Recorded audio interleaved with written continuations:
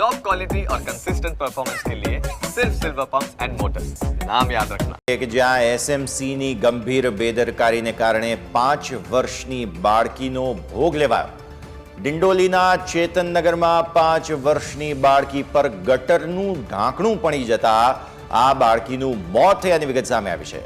ચેતનનગરમાં drainage લાઇનનું કામ ચાલતું હતું। ગટરના ઢાંકણાઓમાં ખુલ્લા મૂકીને રાખવામાં આવ્યા હતા। બાળકો રમી રહ્યા હતા અને એક જ ઘરની 2 દીકરીઓ પર આ ગટરનું ઢાંકણું પડ્યું।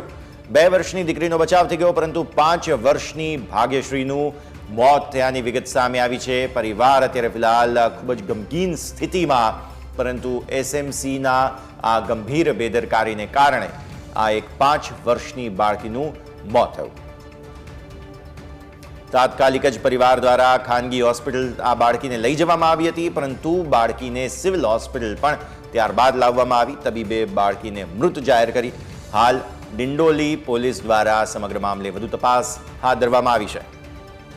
સંવાદદાતા અમિત અત્યારે ફોન લાઈન પર આપણી સાથે। અમિત, જે રીતે આ વિગતો સામે આવી, કઈ રીતે આ સમગ્ર ઘટના બની, બાળકી ક્યાં હતી અને કઈ રીતે આ ઢાંકણું જે છે તે બાળકી પર પડ્યું? જી ચોક્કસથી આજે ચોમાસા બાદ સુરત મહાનગરપાલિકા દ્વારા અલગ અલગ વિસ્તારમાં ફરીથી ડ્રેનેજના કામ છે શરૂ કરવામાં આવ્યા છે।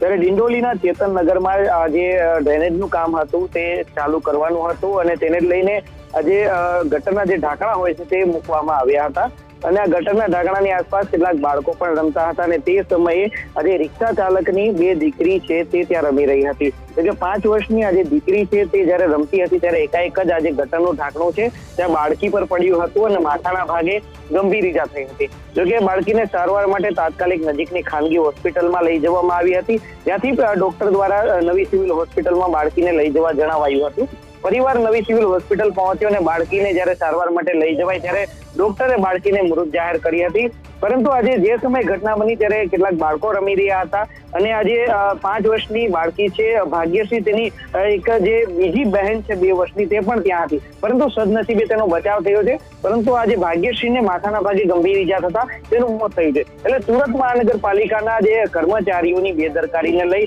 એક બાળકીનો ભોગ લેવાયો તેવું સ્પષ્ટપણે આ ઘટનામાં દેખાઈ રહ્યું છે। ત્યારે હવે આ કર્મચારી સામે કાર્યવાહી થાય છે કે નહીં તે જોવાનું। અમિત, ખૂબ ખૂબ આભાર આપનો અમારા સાથે જોડાવા માટે અને આ સમગ્ર વિગતો માટે।